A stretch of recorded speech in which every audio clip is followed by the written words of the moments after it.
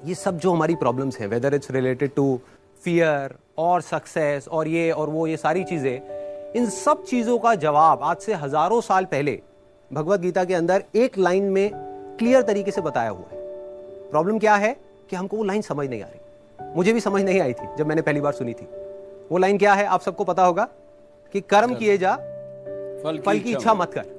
जब मैंने पहली बार इसको सुना, मैंने कहा यार कर्म किए जा, फल की इच्छा मत कर, इसका मतलब तो यही हुआ ना कि ये तो बकवास है। क्योंकि आज के टाइम में अगर हम देखें अपने आसपास में तो इसका एग्जैक्ट ऑपोजिट हो रहा है। सबसे ज्यादा मेहनत कौन कर रहा है? एक रिक्शे वाला कर रहा है कि नहीं? और उसको क्या फल मिल रहा है? कुछ भी नहीं। और ऐसे बहुत सारे लोग हैं जो बहुत मेहनत कर रहे हैं, उनको रिजल्ट कुछ भी नहीं मिल रहा। तो खेल है क्या? खेल क्या है कि हम इसको बारीकी से समझ नहीं पाए। मैं भी समझ नहीं पाया था।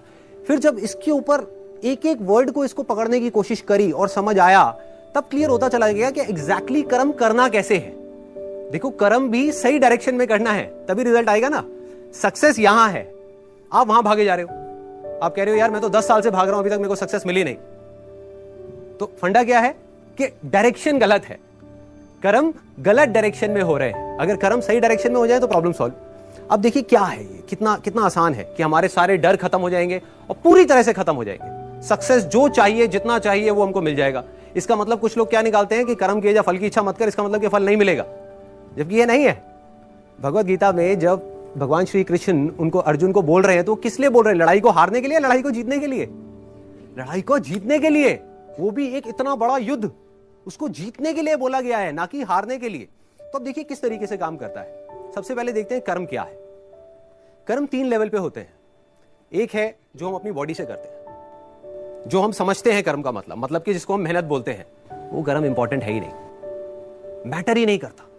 मतलब अगर उसकी इंपॉर्टेंस वाइज अगर आप मुझसे पूछो out of 100, out of a scale of 100, मैं कहूंगा 1% है उसकी इंपॉर्टेंस। क्या बॉडी से क्या कर रहे हो वो मैटर नहीं करता। फॉर एग्जाम्पल, 2 लोग हैं, 2 लोग एक ही काम कर रहे हैं, एक जैसा काम कर रहे हैं बॉडी से, दोनों ही एक आदमी को मार रहे हैं। एक मार रहा है अपने फायदे के लिए, दूसरा मार रहा है किसी और को बचाने के लिए।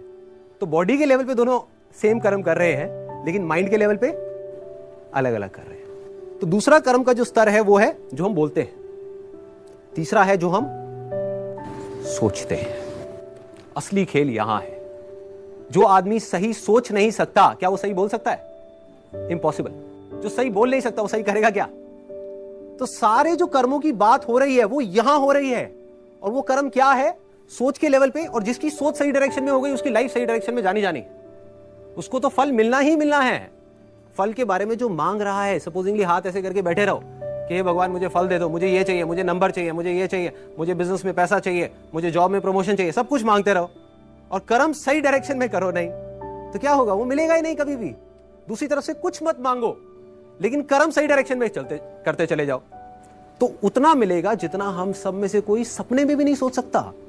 देखो, लाइफ का फंडा पता है क्या है? मेरी लाइफ का एक्सपीरियंस क्या कहता है कि जब तक जो चीज नहीं मिली होती, जब तक सक्सेस की खेल शुरू नहीं होता ना, तब तक तो हमको लग रहा होता है कि यार ये भी हो जाए तो बहुत है, ये भी हो जाए तो बहुत है। एक बार वो खेल शुरू होता है, जब उसका खेल शुरू होता है ना, तो इतना आता है, इतना आता है, इतना आता है जितना हम सपने में भी नहीं सोच सकते। समझ ही नहीं आता कहां से कैसे कैसे आ रहा है। बस कर्म सही डायरेक्शन में होने चाहिए। अब वो सही डायरेक्शन में कैसे होंगे? अगर मैं बुद्धि के स्तर की बात करूं, जो उसमें महाभारत में समझाया गया है, 2 जगह है जहां पे आप अपने माइंड को लगा सकते हो। अपनी बुद्धि को हम 2 जगह पे लगा सकते हैं। सारा खेल माइंड का है। सबसे पहले तो ये हाथ पैरों के कर्मों से ऊपर उठना है हमको, कि हाथ पैरों से आप कुछ भी करते रहो, रियल लाइफ में उठा करके देख लो, वो मैटर नहीं करता। जो बोलते हो वो उससे ज्यादा मैटर करता है, लेकिन वो भी इतना मैटर नहीं करता। कोई आदमी बोलता तो बहुत बड़ी बड़ी बातें, जब करने की बारी आती है कुछ भी नहीं करता। ये अंदर कुछ और सोच रहा है, बोल कुछ और रहा है।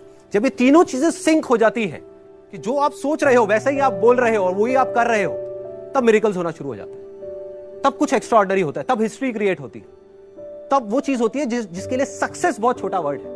सक्सेस से कुछ बहुत बड़ा हो जाता है जो हमने सपने में भी नहीं सोचा होता।